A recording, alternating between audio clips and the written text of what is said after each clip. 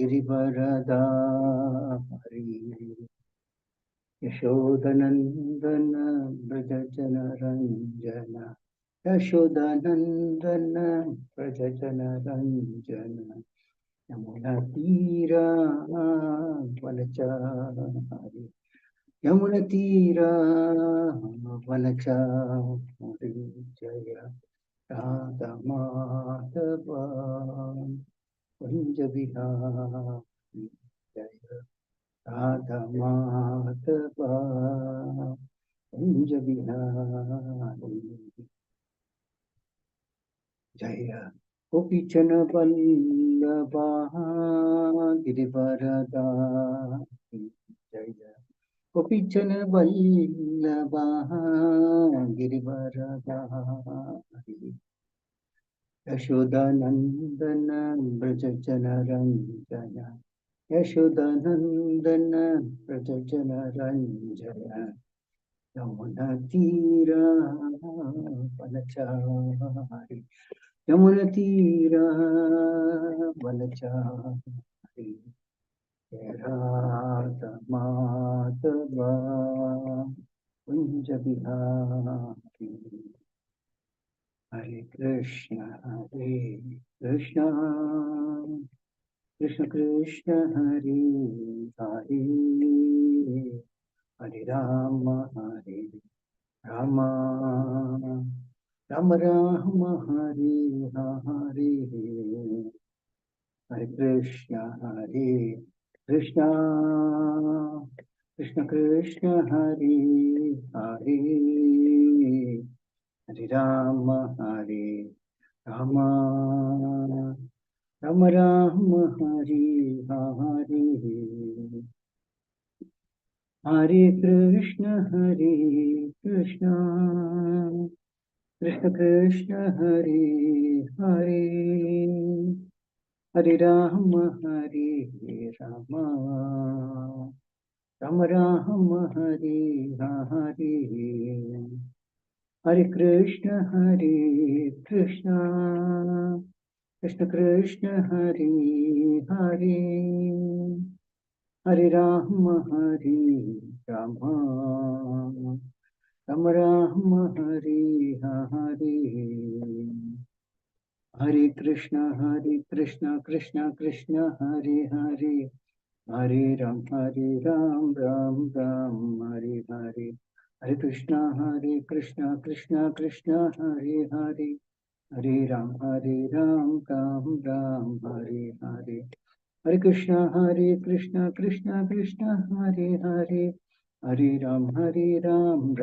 राम हरे हरे हरे कृष्ण कृष्ण कृष्ण हरे हरे हरे राम राम राम हरे हरे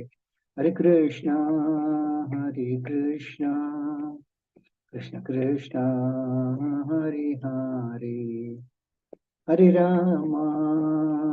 राम राम हरे हरे हरे कृष्ण कृष्ण कृष्ण हरे हरे हरे राम राम राम हरे हरे हरे कृष्ण कृष्ण कृष्ण हरे हरे हरे राम राम राम हरे हरे जय प्रभुपदा जय प्रभुपदा जय प्रभुपदा श्रील प्रभुपदा जय विष्णुपाद परमहंस प्रत्यक्ष सदस्य श्रीमती स्वयं श्री भक्तिवेदांत स्वामी श्रील प्रभुपाद की जय इस्कॉन संस्थापकाचार्य श्रील प्रभुपाद की जय जय विष्णुपाद परमहंस प्रत्यक्ष सदस्य श्रीमद भक्ति श्री भक्ति सिद्धांत सरस्वती गोस्वामी महाराज प्रभुपाद की जय जय विष्णुपाद गौर किशोरदास महाराज की जय जय विष्णुपाद सच्चिदानंद श्री भक्ति ठाकुर की जय जय विष्णुपाद वैष्णव साधु श्री जगन्नाथ दास महाराज की जय जय श्री रूप सनातन भट्ट रघुनाथ श्री जीव गोपाल भट्टदास गोस्वामी प्रभु की जय नमाचार्य ठाकुर की जय प्रेम से गौर श्री कृष्ण चैतन्य प्रभु नित्यानंद श्री अद्वैत दादर शिवसादि गौर भक्तवृंद की जय श्री राधा कृष्ण गोपीनाथ श्याम कुंड राधा कुंड गिरिगोवर्धन की जय श्री गौरांगी बेंगलोर ईश्वर भगवान की जय श्री मायापुर धाम की जय श्री वृंदावन धाम की जय कंकमई की जय मई की जय भक्ति देवी की जय तुलसी देवी की जय अनंतपुरी वैष्णवंत की जय श्री हरनाम संकीर्तन की जय, ग्रंथराज श्रीमद् भागवतम की जय, इस्कॉन वर्तमान गोविंद की जय, समावेद भक्तवृंद की जय, गौर प्रेमानंदे हरि हरि बोल. All glories to the assembly. All glories to the assembly. All glories to the assembly. All glories to Shri Guru and Shri Gauranga. All glories to Shri Prabhupada की जय. ओम नमो भगवते वासुदेवाय. ओम नमो भगवते वासुदेवाय. ओम नमो भगवते वासुदेवाय. नारायणं नमस्कृत्य नरं चैव नरोत्तमं देवीं सरस्वतीं व्यासं ततो जयमुदीरये.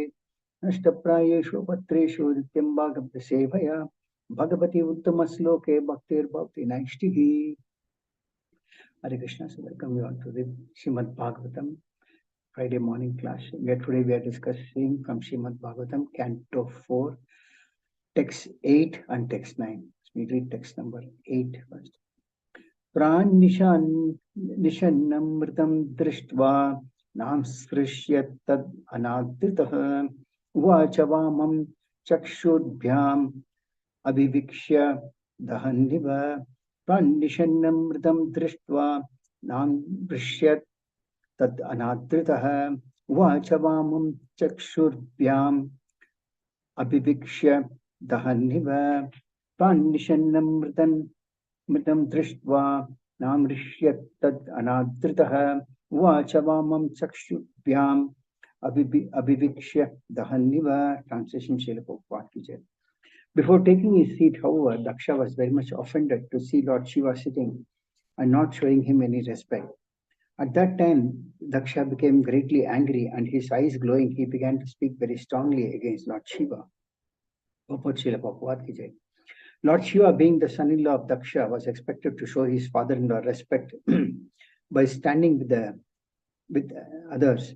But because Lord Brahma and Lord Shiva are the principal demigods, their position are greater than Daksha's.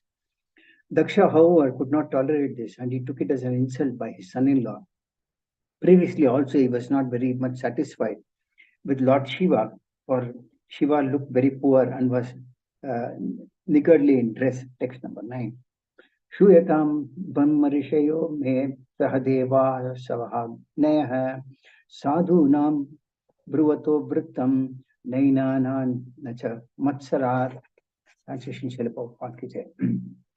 All sages, brahmanas and fire gods present, please hear me with attention, for I speak about the matters of gentle persons. I do not speak out of ignorance or envy. Srila Prabhupada ki jai. In speaking against Lord Shiva, Daksha tried to pacify the assembly by presenting in a very tactful way that he was going to speak about the manners of gentle persons. Although naturally this might affect some unmanly upstarts and the assembly might be unhappy because they did not even want even unmanly persons to be offended. In other words, he was in complete knowledge that he was speaking against Lord Shiva in spite of Shiva's spotless character. As far as envy is concerned, from the very beginning he was envious of Lord Shiva, and therefore he could not distinguish his own particular envy. Although he spoke like a man in ignorance, he wanted to cover his statements by saying that he was not speaking for imprudent and envious reasons. Hare Krishna. Om Jnananjan Shalakam Chakshurmritam Tasmai Shri Gurave Namaha.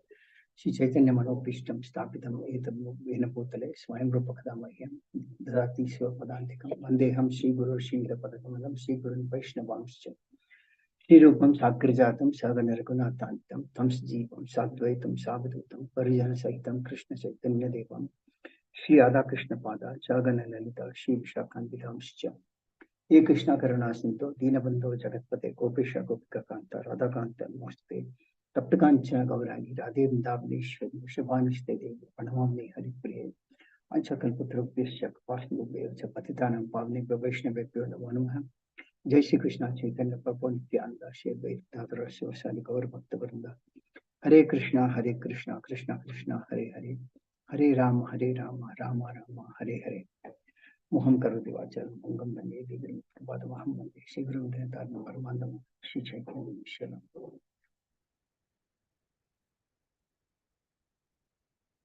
Hare Krishna. So here we see that there was an assembly of great demigods, a lot of rishis and saintly personalities. And in that assembly, Daksha walked in when already Lord Shiva, Lord Brahma were all seated. So when Daksha walked in, Daksha is also one of the Prajapatis and sons of Brahma. When he walked in, everyone else got up, excepting Lord Brahma and Lord Shiva. And when Daksha saw this, he became very, very angry on Lord Shiva, and he started to speak in an angry manner, which is explained in the next verse.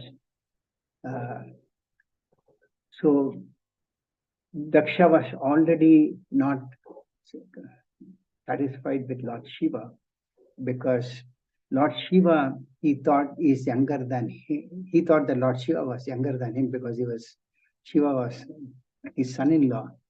So he thought he should get up and also offer respect to Daksha. That is one reason he was a bit angry on Lord Shiva. But he did not realize that Lord Shiva, Lord Brahma, they are all the principal demigods. So they, in terms of position, they were in a higher position than Daksha. And Daksha was already not happy with Lord Shiva, because Lord Shiva looked like very poor in the way he dressed and all those things. Though, of course, he's the greatest Vaishnava. The point is that Daksha did not understand the exalted position of Lord Shiva. And in the next verse, we see that he says that he gets angry, and he's going to speak in an angry mood. So when someone speaks in an angry mood, then apparently he loses control of what he speaks. So we'll touch on some important points like getting angry, and then why we have envy on others. And then basically the next verse speaks about duplicity in behavior. For example, we might say something, we might do something else, or we may say something and we might practice something else. So it is very important that we practice what we preach. We'll touch briefly on that in the next verse. So anger is one thing that generally bewilders a person who's not very intelligent. But however, it is also said that anger can be used also for the right perspective. We'll go through some of the examples of these. So it is said that one time a devotee came to Srila Prabhupada, and he said that if we practice Krishna consciousness, we should be able to give up that anger, and we should be able to respect and love each other. So Srila Prabhupada replied that there is nothing wrong in anger. Then he said that Krishna spoke Bhagavad Gita to Arjuna to incite anger in him, without which Arjuna cannot fight. Because in the battlefield, anger is required for a Kshatriya. So Krishna utilized the opportunity to incite anger in him by speaking Bhagavad Gita. The only thing Srila Prabhupada said that it depends on what to use and how and when. The goal should be ultimately to be used in the service of Krishna, to please Krishna. There are many instances, Srimad Bhagavatam, if you see, throughout, there are so many examples of great personalities, even demigods, rishis getting angry. For example, when Bhrigu walked in and he wanted to test who the Supreme Lord is. So he came in, and Brahma got angry when he was not respected by Bhrigu. So even when he went to Lord Shiva picked up his trident to kill Bhrigu. Whereas when he went to the Supreme Lord, the Lord, instead of becoming angry or cursing Bhrigu, he immediately got up from his bed along with his wife, the goddess of fortune, and offered respects to Bhrigu, because Bhrigu was also a great rishi. He was a great Brahmana. And we see that he addressed Bhrigu in a very soft manner. He says, "My dear Brahmana, it is my greatest fortune that we have come here. Please therefore sit down on this cushion for a few minutes. My dear Brahmana, I am very sorry that when you first entered my home, I could not receive you properly. It was a great offense on my part, and I beg you to pardon me." So we see here how Lord Brahma got angry and Lord Shiva went prepared to kill him, whereas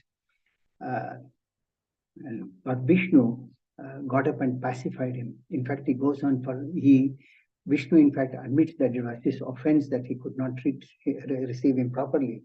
Then he goes on to further say that you are so pure and great that the water which washes your feet can purify even place of pilgrimage. Therefore, I request you to purify this Vaikuntha planet where I live with my associates. My dear Father, O great sage, I know that your feet are very, very soft like a lotus flower, and that my chest is as hard as a thunderbolt. So here, in fact, Lord Vishnu says that my chest is very hard, whereas your feet are soft like a lotus flower. And then he finally concludes on to say that I am therefore afraid that you may have felt some pain by kicking my chest. Let me touch your feet so that you are relieved of the pain that you have suffered. And then Lord Vishnu began to massage the feet of Brahmani. So Lord Vishnu is the Supreme Personality of Godhead himself in this particular example we see. And Brahmani is a great saint. But Lord Vishnu did not consider his supremacy in that particular situation, whereas he tried to glorify Brahmani by speaking very softly to him. So this is an example how devotees also go through a lot of very complicated situations, and sometimes interpersonal relationships play a very important role. And many times Srila Prabhupada, in fact, got angry also, and many times Srila Prabhupada tried to use diplomacy also. So depending on time, place, and circumstances and situation, one should be very careful in handling a situation. Another time when Srila Prabhupada was giving a class, a Mayavadi stood up and he started asking very many questions, one after the other, one after the other. And he was not willing to listen to what Srila Prabhupada was speaking. Srila Prabhupada was very, very angry on that way he was putting questions. And Srila Prabhupada, in a very grave mood, told him first to sit down and listen. And then if you have doubts, you can ask questions. So we see that many times we sit in a class and so many ask questions, one after the other, in a very argumentative way. Srila Prabhupada could do this by asking him to sit down and first listen, but he may not be able to use that grave mood in a class because Srila Prabhupada was a great devotee of the Lord. Another time, when Srila Prabhupada was in Vrindavan giving a class, there were some mischief makers who came in and they wanted to have some fun with some women devotees. At that time, he was so angry seeing these people wanting to have some fun with Matajis that he displayed his anger by showing kartals. And then the boys realized and they went away from there. In fact, Srila Bhakti Siddhanta Saraswati Thakur, there's a quote from Srila Bhakti Siddhanta Saraswati Thakur which says that if one gets angry, he should direct that anger on himself, and that way he'll be able to control his anger. Of course, for us it may not be very practically possible, but we should try and attempt on these. Anger, in fact, is very, very deluding also. Krishna himself quotes in Bhagavad Gita 262, how while contemplating the objects of the senses, a person develops attachment, and from such attachment, lust develops. So when the senses contemplate on a sense object, we develop some attachment for that. And when we have that attachment, then automatically there's a beginning stage of a lust. And when that lust is not satisfied, then what happens is anger arises. And from anger, complete delusion arises. And from delusion, bewilderment of memory starts. And when memory is bewildered, intelligence is lost. And when intelligence is lost, one falls down to the material world. So if you see in this sloka, very systematically, Prabhupada has explained how when starts contemplating the senses on the sense objects, we develop some attachment for. Now that attachment could be for anything. It could be for the opposite sex. It could be something material, opulence, wealth, etc. So many things are there. And Maya is very, very powerful. And when we start developing an attachment, the lust grows within our mind without even our realizing it that we are developing a lust and attraction for that. And when it is not satisfied, then what happens is that we develop anger. And from that anger, one becomes deluded and becomes completely bewildered. At that time, one does not know what he speaks, what he does, etc., because one loses control of his own self. And then what happens is one's memory is bewildered. And when one's memory is bewildered, it is said that one's intelligence is lost. And when one's intelligence is lost, one falls back again into this material world. So lust is, it is stationed in our mind and our intelligence. And an intelligent person is one who takes corrective steps to correct this lust. Also, there is a quote in Bhagavad Gita as to how there are three gates in 16th chapter. There are three gates leading to this hell. That means lust, anger, and greed. And any sane man should give up these because they lead to degradation of the soul. So one should be very, very careful not to be angry. But at the same time, anger can be used in the service of Krishna. Hanuman also used his anger to in the service of Lord Rama. There is a quote in Srimad Bhagavatam, the 4th canto, how Lord also becomes angry when he kills a demon. In fact, yesterday we celebrated Narasimha Chaturdashi, where Narasimhadev himself, after he kills Hiranyakashipu, he was so angry that these great devotees like Lord Brahma, the demigods, they tried to go near him when he was angry and they could not. Then they asked the goddess of fortune to go, and she said, I have never seen the Lord in such an angry mood. Finally, they sent Prahlad Maharaj, and he glorified the Lord with such glorious prayers that the Lord, he asked Lord to cool down, and the Lord actually cooled down his anger. But spiritually, if we look at many times, this anger can be used in the service of Krishna also. So pure devotees generally do not make any distinction between Lord's anger as well as Lord's blessings. They see both in reference to Lord's behavior, which is transcendental in nature. And also a devotee does not fall fine with the behavior of the Lord in any circumstances. In the material platform, but however, we see that the way the world is growing, there is a lot of propagation to induce anger. So many exposure into social media, like internet, games, video games, etc., which all provide incites anger in children from a very young age.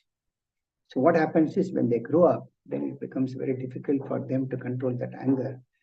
And they become more demoniac in nature, which we see these days.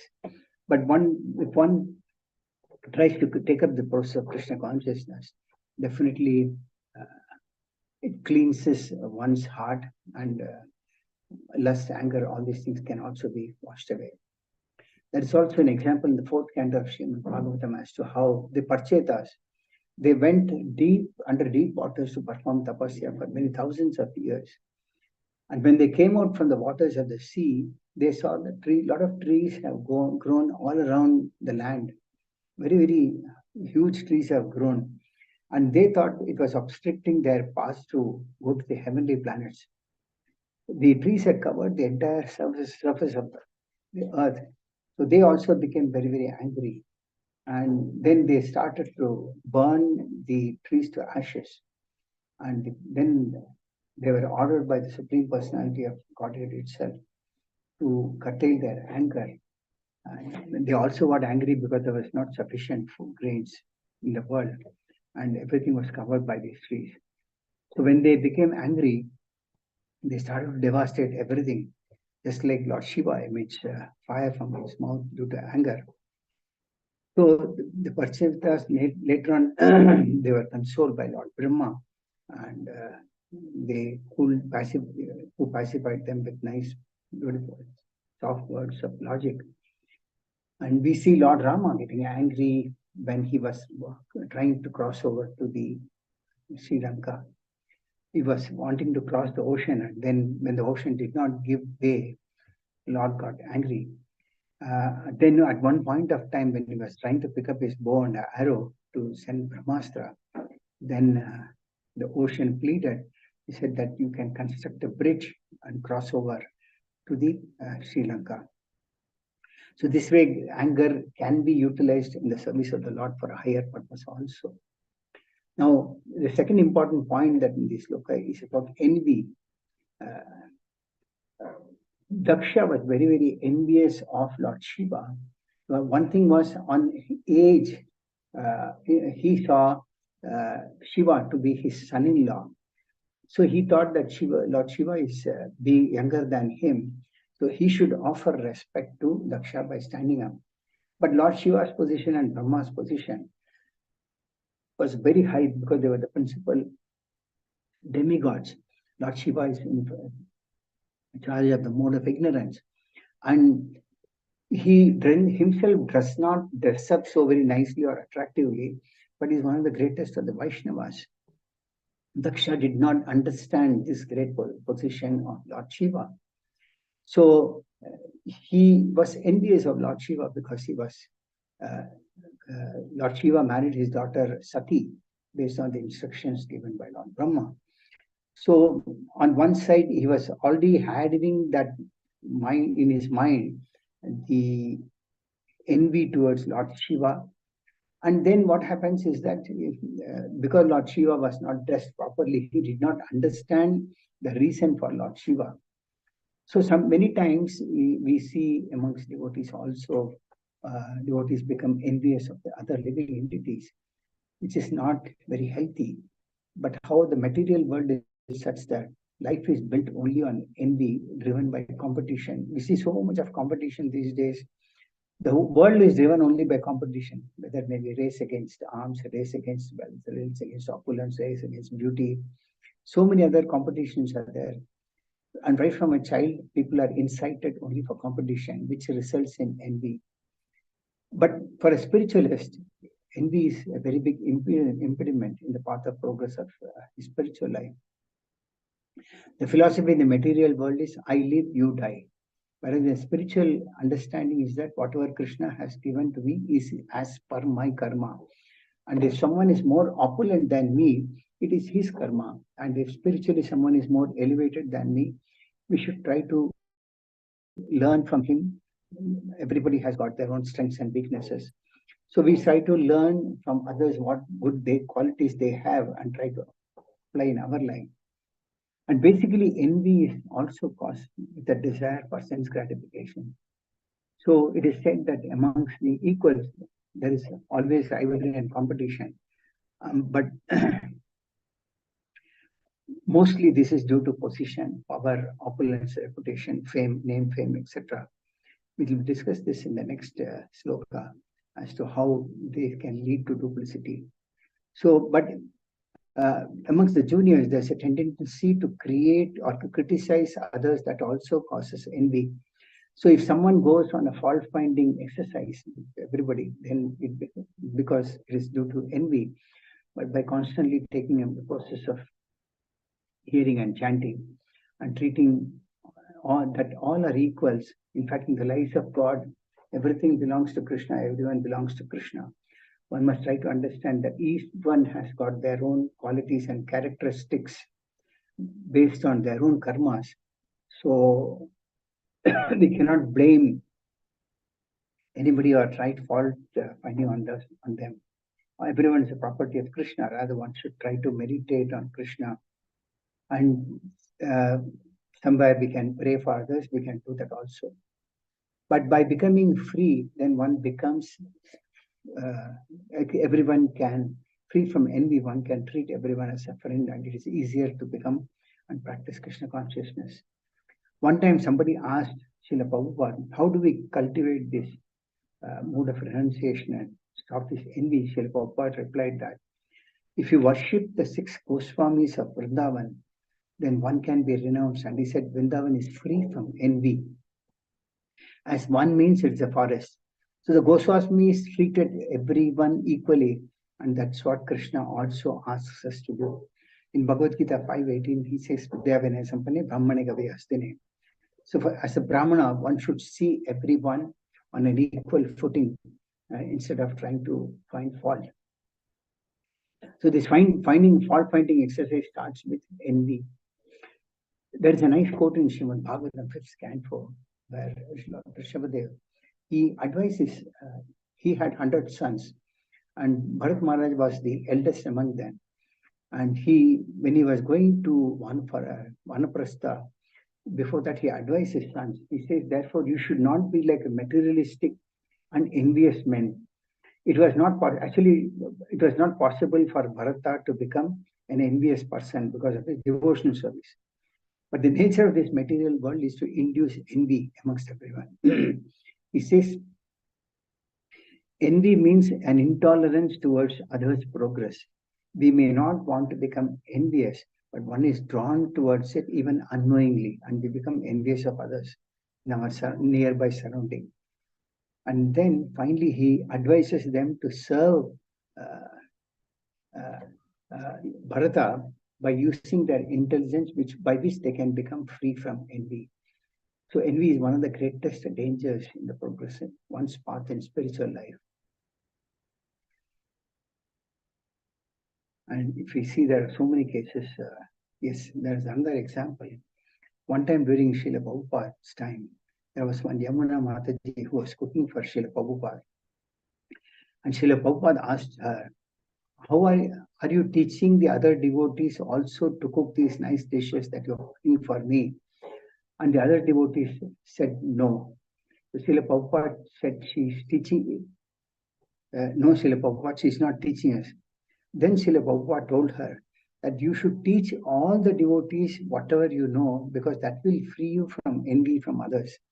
If we see this particular example, what Srila Prabhupada instructed her, that is one of the main reasons, because when we may be doing our service, one reason we might not teach others is that we might think that by teaching others, he will become more better than me during this service, and he may take over my service.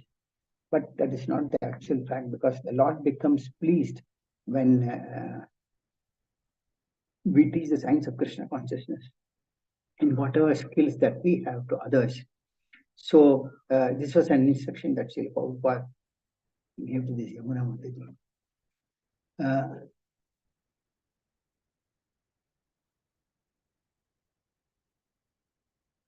Even when Krishna was there, Shishupal was envious of Krishna, and he started blaspheming Krishna.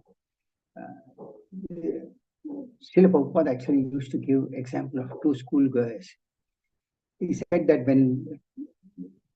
as two small children, they were going to school, they met after many, many years. So when they grew up, they were discussing about the other classmates and etc. And it came to a point.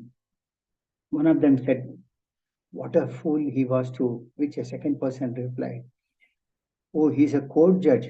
You may be surprised what a fool he was. And now that he has become a court judge, he was so foolish. How is it possible? So Prabhupada gave this example because this is how the enviousness arises, because this envy of others is actually a sort of an exhibition of the symptom of how envious we are towards Krishna.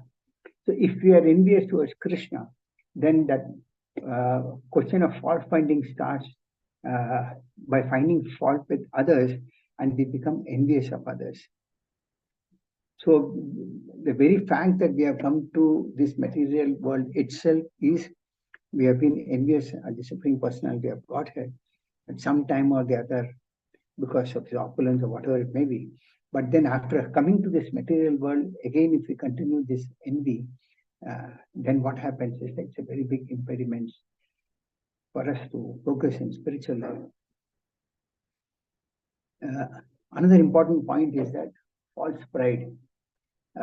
Here we see that Daksha was very proud of his own self. So it is said that many times devotees also think that they might be proud of themselves. And it is said that the false pride is very dangerous for one's spiritual life. A conditioned soul is one who thinks very great of his own self. But pride is one thing that if one starts exhibiting his pride or speaking about one's achievements or etc., or one's own self, that is the beginning of stage of a person's fall down from spiritual life. So one should be very, very careful. We'll look at some of the examples. During Sri Chaitanya Mahaprabhu's time, there was a very great scholar, Navadip, called Digvijay.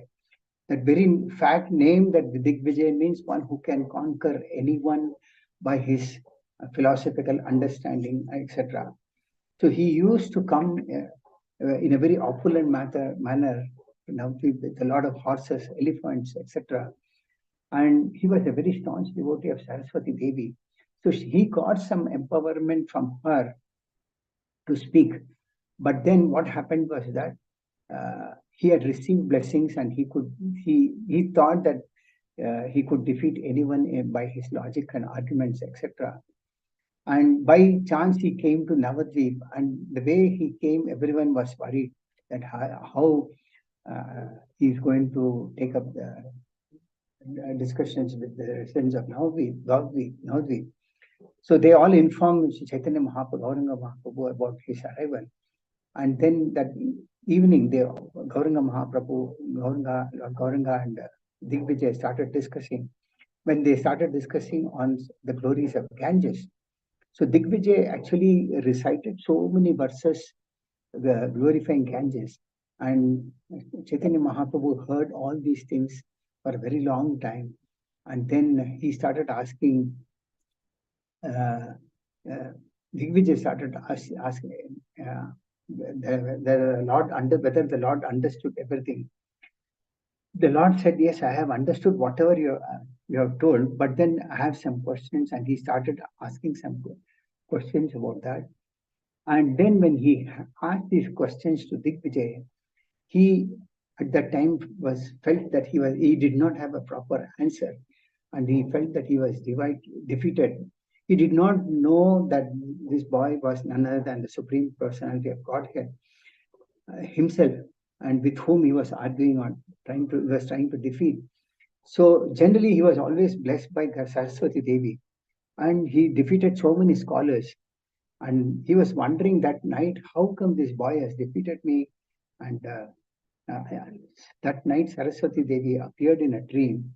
She said that what I disclose to you now will actually meet a quick death. You are defeated by none other than the Lord of the universe himself.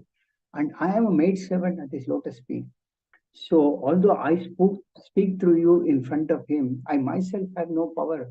What to speak of me? Even Anantadev, who explains the Vedas from thousands of his mouths, he gets bewildered by the illusory energy of the Lord.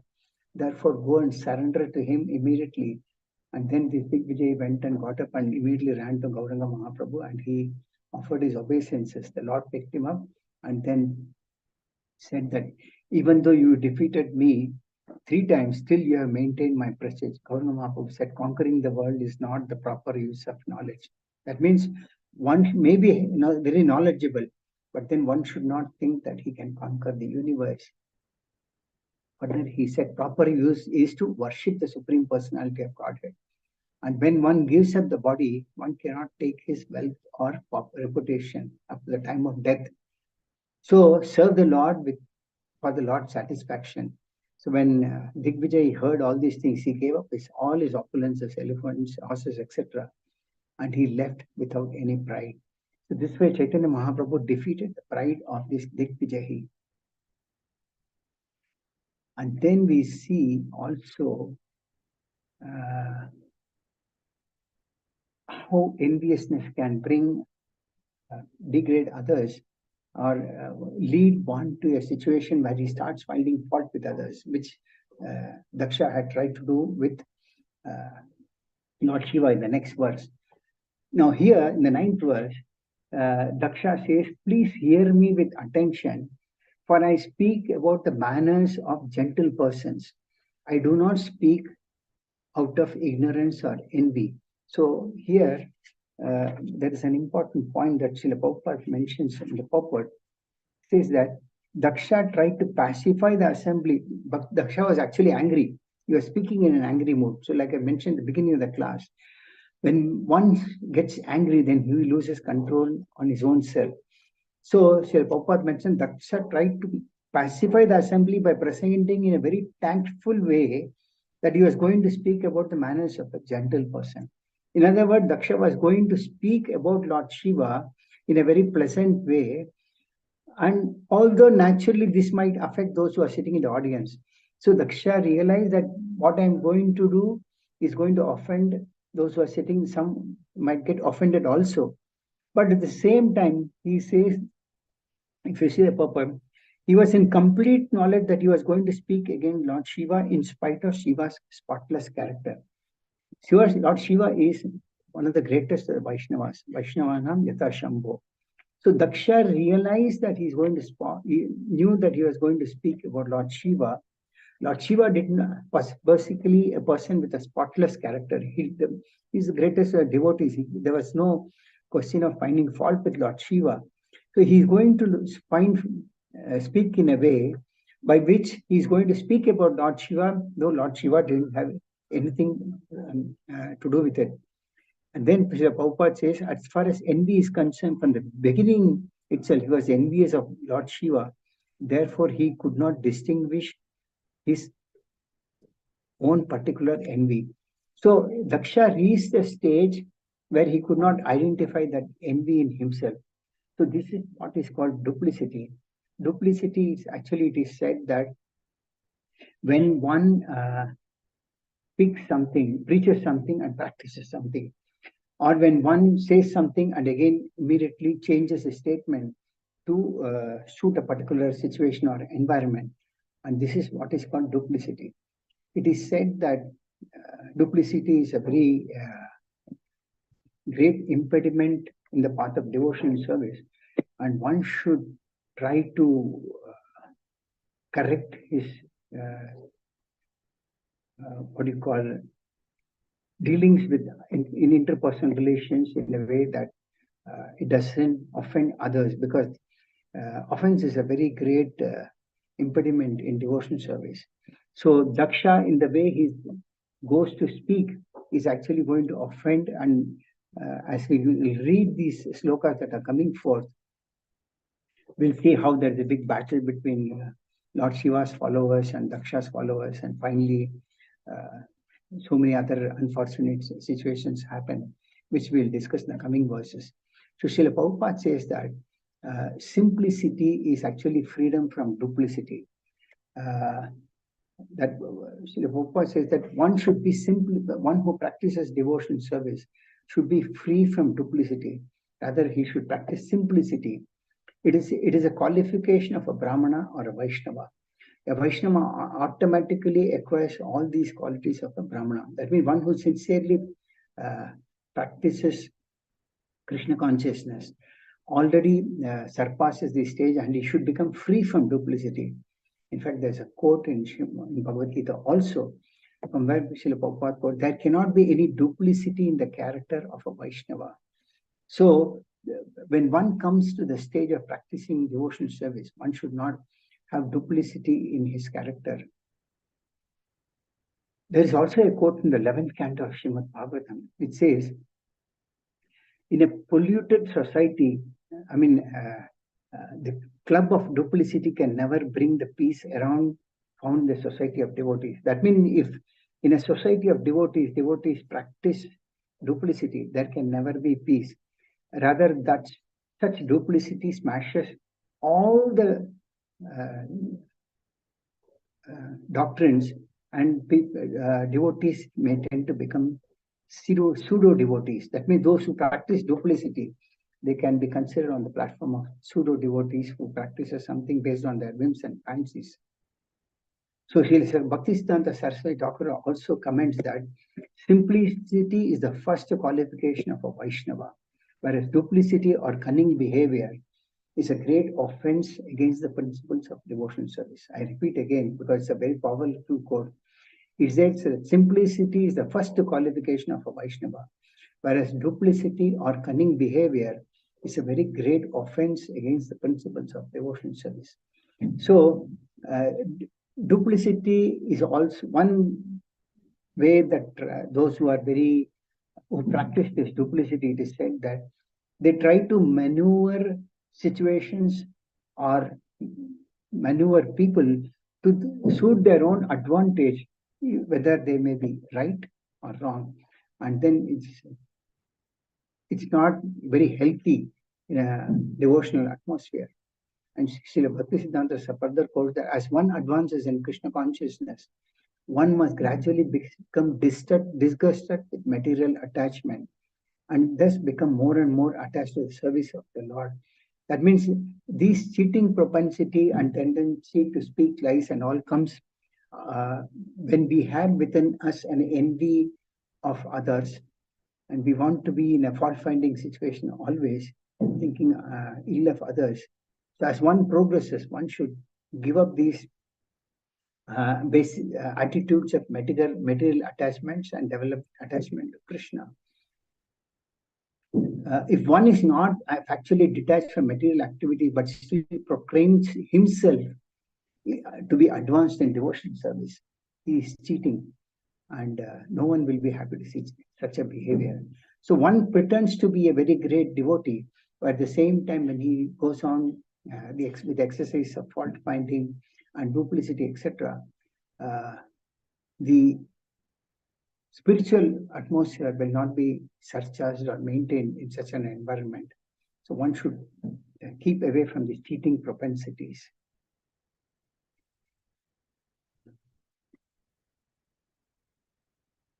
So trying to find fault or being offensive to others is a very great offense, and one should try to avoid all that. Some examples are there in Chaitanya Seshadripuram and Srimad Bhagavatam also. There's a quote in Chaitanya Seshadripuram where it says that in the house of Hiranmaya and Govardhan Majumdara, there was a person in the name of Gopala Chakravarti. He was officially a tax collector. So he lived in Bengal, and his duty was to collect something like 12 lakh coins. Those days there was no currency, paper currency, it was coins. So his duty was to collect 12 lakh coins to deposit in the treasury of the emperor. So he was very, very beautiful, and he was very handsome, and he was also very learned and youthful. But somehow he had his own qualifications of becoming very angry easily, etc. So one day when he heard the glories of Srila Haridas Thakura, he got very, very angry, because many times we see that those who are atheistic in nature, when a devotee is glorified, they become, the materialistic people become very angry. So when someone glorified about Srila Haridas Thakura, he became very, very angry, and he started criticizing Haridas Thakura. He said, please hear the conclusion of this emotional devotee. After many millions and millions of births, when one is completely knowledge, one still may not attain liberation. Yet this man says that one may attain it simply by the awakening of a glimpse of the holy name. So, in other words, he was trying to chastise Haridas Thakura by saying that simply by the glance, hearing the glance, the glories of the holy name, one can be liberated. Haridas Thakura said, why are you doubtful? The revealed scripture says that one can attain liberation simply by the glimpse of offenseless chanting of the holy name. Means this is a discussion between this Gopala Chakravarti and Haridas Thakura, where he was trying to defend, not trying to defend, he was trying to criticize Haridas Thakura in his chanting of the holy name. But Srila Haridas Thakura quoted from Shastras. He said, for a devotee who enjoys the transcendental bliss of devotional service, liberation is most insignificant. Therefore, pure devotees never even desire to achieve liberation.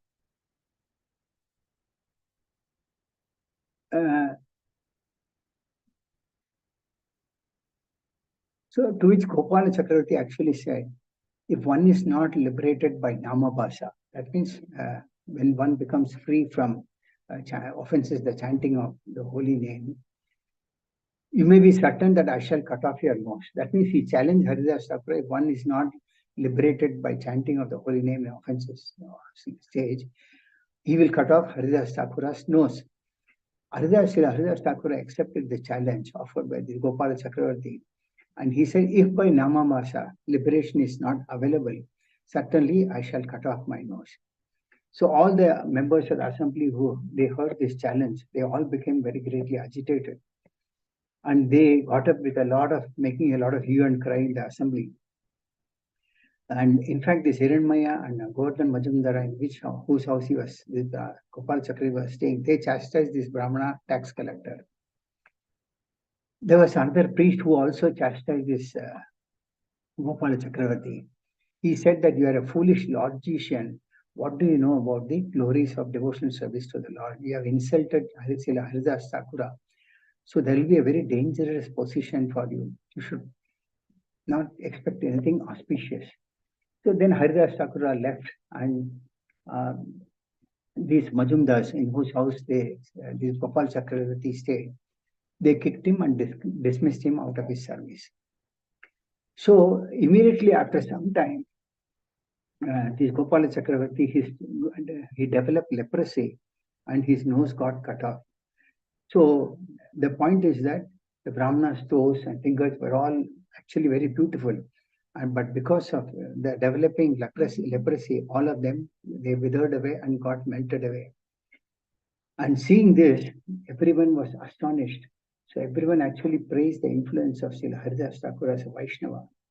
But this Brahmana, so-called Brahmana, did not consider it to be a very great offense, and he had to suffer the consequences of that.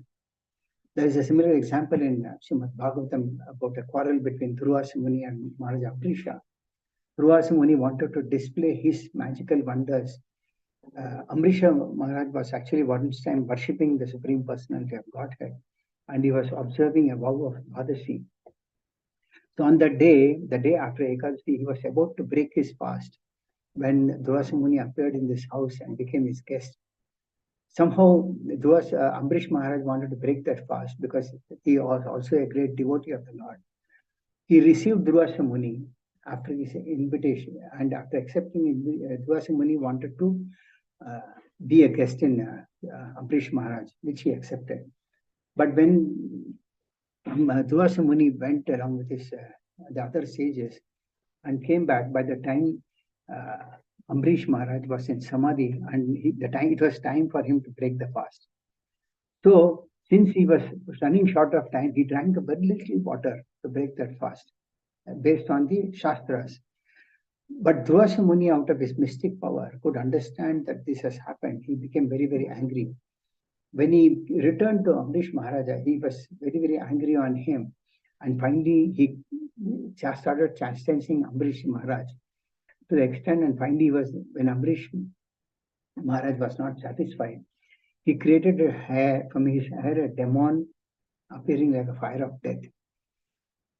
The Lord knows all these things. The Lord could not tolerate Durvasa Muni chastising a great devotee of the Lord like Ambrish Maharaj. So immediately the Lord sent his Sudarshan Chakra, and this Sudarshan Chakra ran after Durvasa Muni. It is said Durvasa Muni fled to all the Brahmaloka, Shivaloka, and all the other higher planets also, but he could not protect himself from the anger of the Sudarshan Chakra. And finally, he met Lord Narayana, and Lord Narayana also could not excuse a person like Durvasa, because he had offended a great Vaishnava. So he said, to be excused from such an offense, one must submit to the Vaishnava whom he has offended. So finally, Durvasa Muni had no other option but to come back to Ambrish Maharaja and beg pardon. Then the Sudarshan Chakra was withdrawn. So it is said that Indra also decided to fall down at the lotus feet of King Prithu once. There's an example how Prithu Maharaj was an empowered incarnation of the Lord. But then somehow there was a discussion, something went wrong between both of them, and somehow Indra got envious of Prithu Maharaj, and they got both angry with each other. And the mention is that both of them were Vaishnavas, but both of them were great devotees of the Lord. It was their duty to adjust between themselves. But then Indra did not, and then finally he came down to this material world, and he decided that he should beg apologies for that at the lotus feet of King Prithu.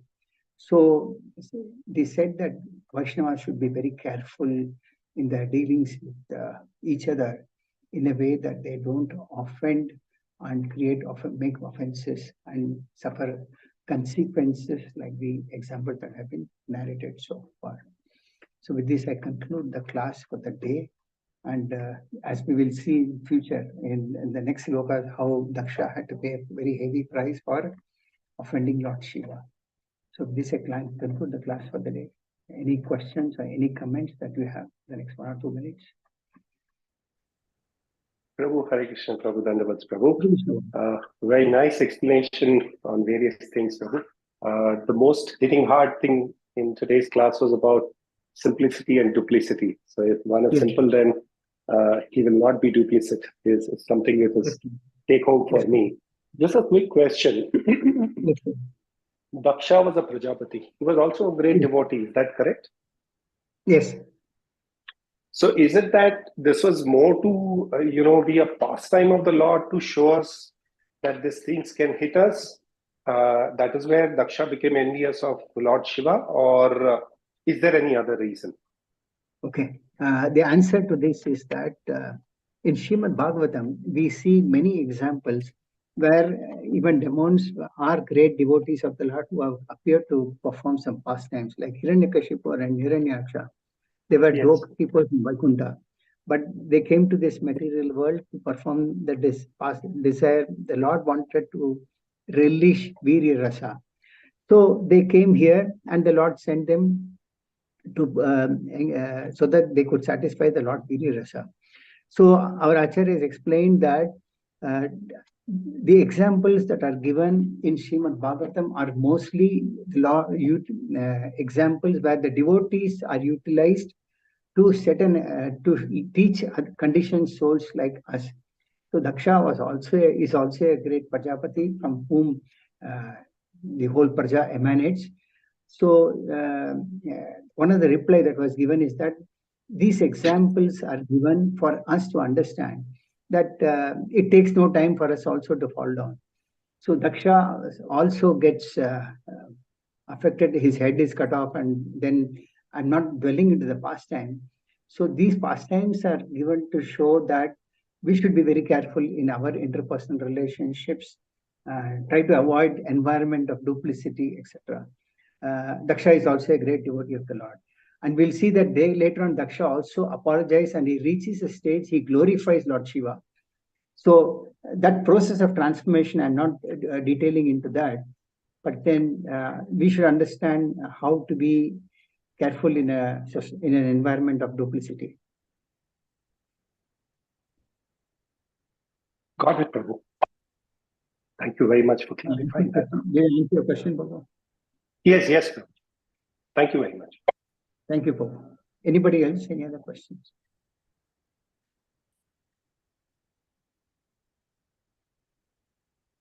Okay. Thank you all very much. Grantha Srimad Bhagavatam ki jai. Srila Prabhupada ki jai. Jai. Hare Krishna. Hare Krishna.